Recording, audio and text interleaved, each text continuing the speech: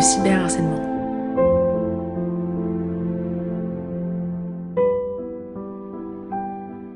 Le cyberharcèlement est un délit. C'est le fait de tenir des propos ou d'avoir des comportements agressifs répétés, ayant pour but de nuire.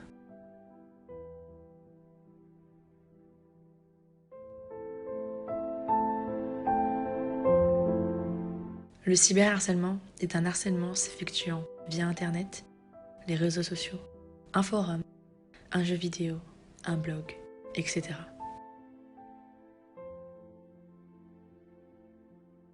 C'est la fréquence des propos et leur teneur insultante, obscène ou menaçante qui constitue le harcèlement.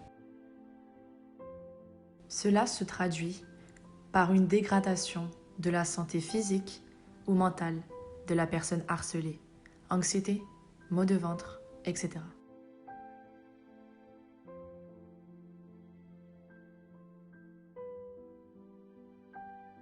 Moi, c'est Sarah. J'ai 17 ans et je suis une victime du cyberharcèlement.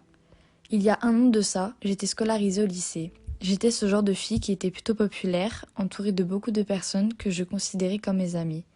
Mais la réalité m'a vite rattrapée. Je postais beaucoup de photos, d'informations de ma vie sur les réseaux sociaux.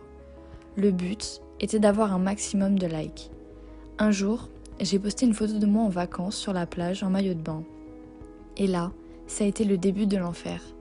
Des commentaires haineux, m'insultant de tous les noms ont commencé à être envoyés et postés sur ma photo. Les personnes que je considérais comme mes amies repostaient sur leur compte ces messages d'insultes et rigolaient de la situation. J'étais devenue la risée de tout mon lycée. D'aller en cours était devenu pour moi source d'angoisse. Les gens me dévisageaient et parlaient de moi en chuchotant. Je n'avais plus personne à qui parler. Je pensais qu'avec le temps, la situation allait s'atténuer, mais c'était tout le contraire. J'allais de moins en moins à l'école en essayant de trouver des excuses.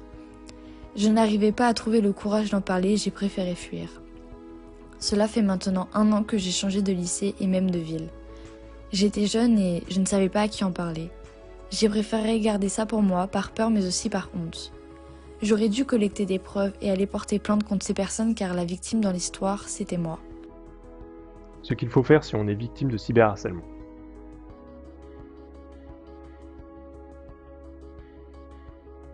Collecter des preuves.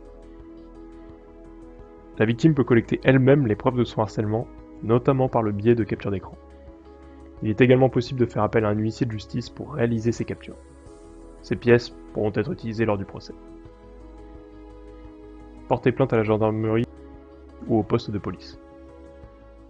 La victime peut porter plainte contre le ou les auteurs du harcèlement. Un mineur peut se rendre seul au commissariat ou à la gendarmerie et signaler les faits. Mais il ne peut pas se constituer une partie civile lui-même en vue de demander des dommages et intérêts. Ses parents doivent le faire en son nom. Si la victime ne connaît pas les véritables identités du ou des auteurs, elle peut porter plainte contre X. Les intermédiaires techniques doivent permettre à la justice d'identifier le ou les auteurs des contenus en cause. Parler de la situation à des personnes de confiance. Il ne faut surtout pas se replier sur soi-même et rester seul à supporter le poids du traumatisme subi. Appelez le 0800 200 000, qui est le numéro vert national Net Écoute, pour proposer des moyens techniques, juridiques et psychologiques adaptés à la victime. Verrouillez ses réseaux sociaux. Il est très important de limiter au maximum l'audience de vos comptes sociaux.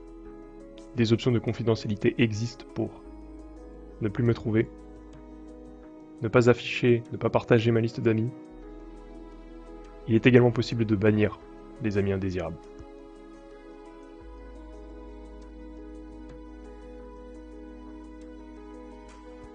L'auteur de tels actes est susceptible de voir sa responsabilité engagée sur le fondement du droit civil, du droit de la presse ou du code pénal.